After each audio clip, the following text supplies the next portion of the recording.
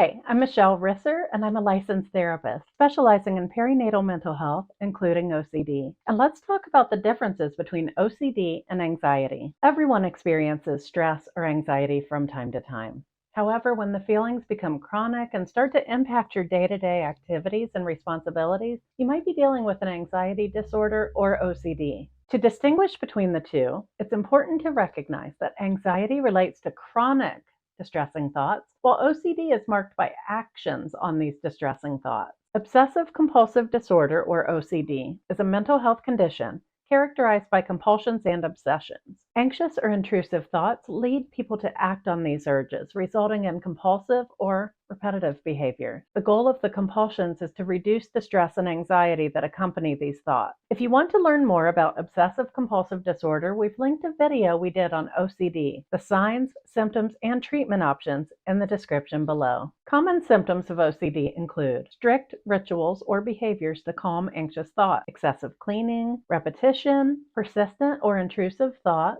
and preventative actions to reduce thought triggers. What is anxiety? An anxiety disorder can be similar to OCD, but in a physiological way. But the way anxiety works within the body is different. Anxiety is a feeling that includes worry, tension, and uncertainty, and this can trigger stress, among other things. Anxiety is linked to high blood pressure as well. Some common symptoms of anxiety include racing mind, nervousness, difficulty focusing or concentrating, feelings of dread or panic, irritability, feeling disconnected, hypervigilant, feeling restless, jumpy or on edge, exhaustion or fatigue, and insomnia or feeling unrested even after sleep. Here are 4 differences between OCD and anxiety. 1. Compulsions. Compulsions are a key element of OCD, as they are a result of needing or wanting to alleviate the obsessive or intrusive thought. Compulsions are not present with anxiety. Anxiety manifests thoughts more as scenarios, avoidance behaviors, or what if.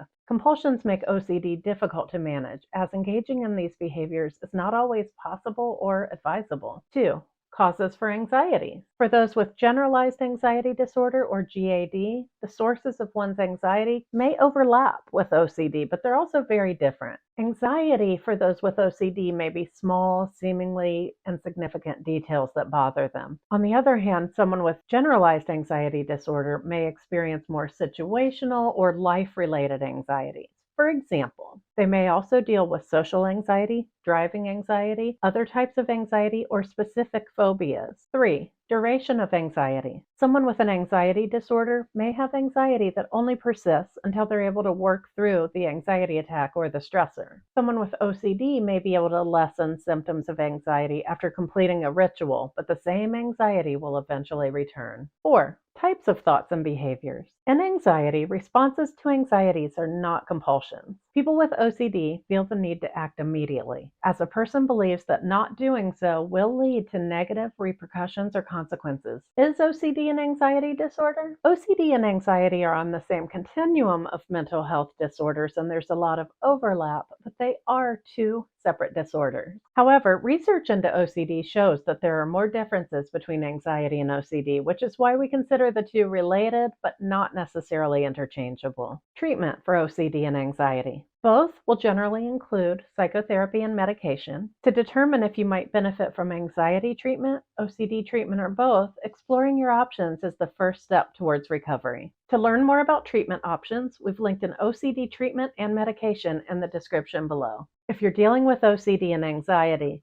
there are also things you can do at home to cope with your symptoms. Here are some ways to cope with comorbid anxiety and OCD. Practice meditation. Meditation can be a great coping method as it allows you time to relax and reset. Practice journaling. Journaling is a great way to deal with anxiety and OCD. Writing out your thoughts and feelings can help you process symptoms and learn more about your behaviors and where they come from. Practice grounding techniques. Mental grounding techniques, including cognitive, somatic, or behavioral exercises, can shift negative perceptions into more realistic or positive ones and can help you focus on your feelings in the present moment. Practice mindfulness. Mindfulness for anxiety can help you stay grounded in the moment. Practice self-compassion. A big part of working through perfectionism is accepting yourself the way you are. Give yourself the self-compassion and self-love you deserve, regardless of your performance. you are worthy just as you are. Final thought. While dealing with OCD or anxiety is challenging, remember that you're not alone. If you're struggling with symptoms of either condition, seeking help is greatly encouraged. Finding relief is possible with a treatment plan, and working with a therapist is a great way to learn how to manage your symptoms effectively. Below, you'll find helpful resources for finding a therapist, psychiatrist, and other tools.